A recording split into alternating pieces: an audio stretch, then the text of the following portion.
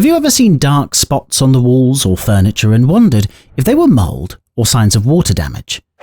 Water damage usually appears as cracking, flaking, bubbling, or damp spots or stains, and though it may damage the building fabric, it can be treated and rarely raises health concerns.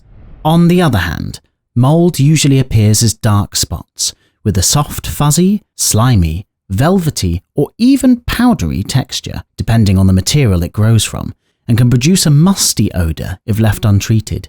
Mould growth is an exceptionally common phenomenon that many households have experienced within the home at some point. Mould is everywhere. It can grow both outside and inside our homes. Yet it is vitally important to avoid the growth of mould within our homes. In order to do so effectively, it is worth understanding just what it is we're dealing with, as there is a lot more to mould than what barely meets the eye. First, let's look at the life cycle of mould. Mould reproduces via microscopic seeds called spores. The spores will germinate in the right conditions, and if the right conditions persist, we will have vegetative growth, and finally to the production of new spores, sporulation, as the cycle continues. Now, this point, sporulation, is what most of us will be familiar with. This is where each variety of mould will display its unique and varied form at a scale observable to the human eye, across over 100,000 known species. And yes, no matter the context or materials used, we will always find them innately disturbing, thanks to our evolutionarily developed instincts. However, despite our natural aversion, mould fulfills functions that are fundamental to life on Earth.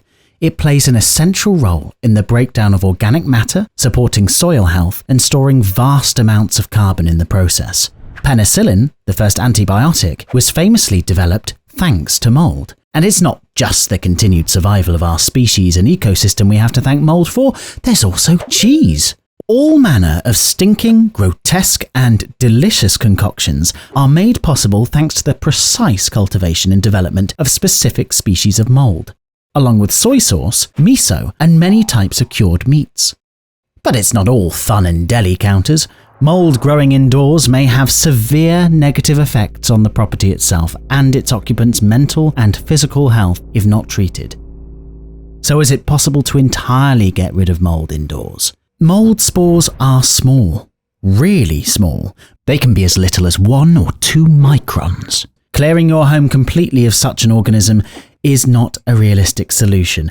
As we mentioned earlier, mould spores surround us both inside and outside of the home. But for them to germinate and grow, the conditions need to be correct.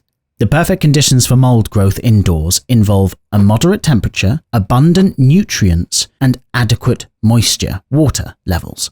Mould thrives in environments that are not too hot or too cold, generally a similar range we like to keep our homes at. Indoor spaces provide ample food sources for mould, such as dust and building materials. Mould will survive and spread if enough moisture is present, typically at levels considered excessive indoors. Excessive moisture can originate from different sources, both external and internal. Therefore, controlling moisture levels in both the air and on surfaces is crucial to prevent mould growth. Overall, we should look for a sense of moisture balance in the home. This can be achieved by stopping water from entering the home, reducing extra moisture from activities, ensuring proper heating of spaces, and prioritizing sufficient and consistent ventilation to keep homes mould-free.